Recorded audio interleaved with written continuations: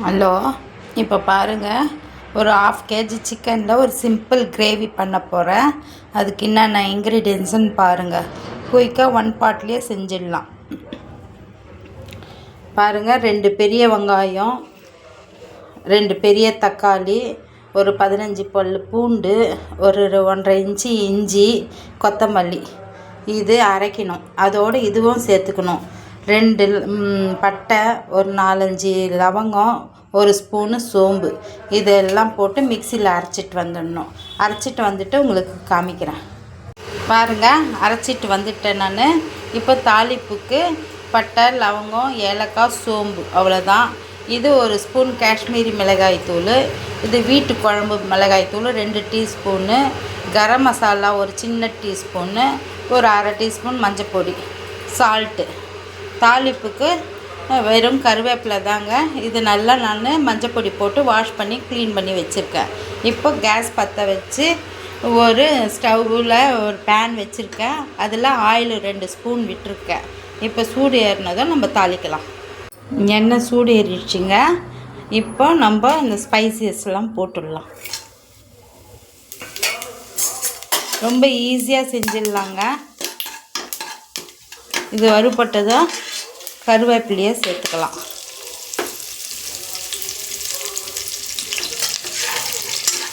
கருவேப்பிலையை சேர்த்துக்கின்னு இப்போ இந்த கழுவி வச்ச சிக்கனை சேர்த்துக்கலாம். இது எண்ணெயிலே நல்லா வதங்கட்டும்.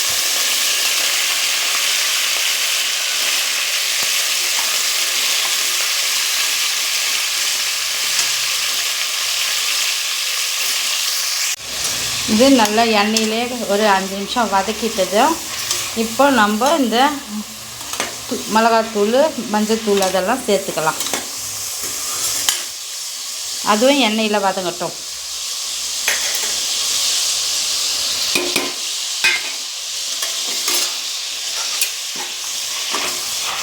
நல்லா கலந்து விடலாங்க. நல்லா ஒரு 5 நிமிஷம் கலரலாம். இந்த மாதிரி எண்ணெய் மேலுக்கு வந்ததும் இப்போ நம்ம அரைச்சி வச்ச மிக்சியில் இந்த விழுதை சேர்த்துக்கலாம். எல்லாம் பச்சையாக தான் அரைச்சிருக்கோங்க. இதை போட்டு ஒரு 5 நிமிஷம் கலரலாம். கலரிட்டு நான் உங்களுக்கு காமிக்கிறேன். பாருங்கள், நல்லா வதங்குது.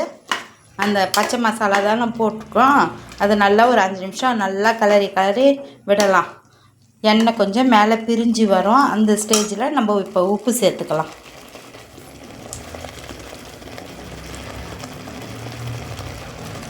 உப்பு சேர்த்துக்கலாம், டேஸ்ட்டுக்கு தகுந்த உப்பு. கலரி விட்டு இன்னொரு 5 நிமிஷம் கலரிடலாம். அப்புறமா நம்ம தண்ணி சேர்க்கலாம். பாருங்கள், நல்லா கலரி வந்திருக்கு. இப்போ உப்பும் சேர்த்துட்டோம். இப்போ நம்ம கறி வேகிறதுக்கு இந்த மிக்ஸி கழுவின தண்ணி கப்புலையே 1 கப்பு சுடு தண்ணி அதை சேர்த்துக்கலாம். சேர்த்து நல்லா கலரி விட்டு இப்போ உப்பு காரம் எப்படி இருக்குதுன்னு பார்த்துட்டு மூடி போட்டு ஒரு 4 விசில் விடலாங்க. அப்போ தான் அந்த சிக்கன் மெத்துன்னு இருக்கும், இல்லைன்னா பிரியாக இருக்கும். நல்லா 4 விசில் விட்டால் மெத்துன்னு இருக்கும். இப்போ 4 விசில் விட்டுட்டு உங்களுக்கு காமிக்கிறேன்.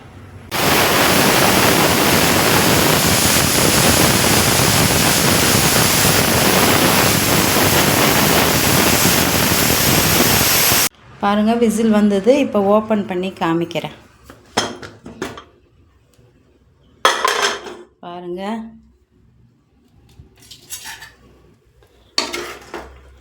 எவ்வளோ நல்லா வந்திருக்கு. பீசஸாக நல்லா வெந்திருக்கும். இப்போ நம்ம கொத்தமல்லியை போட்டு இறக்கலாம்.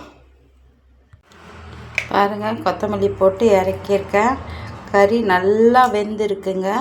இருங்க பாருங்கள் எப்படி வெந்திருக்கு பாருங்கள்.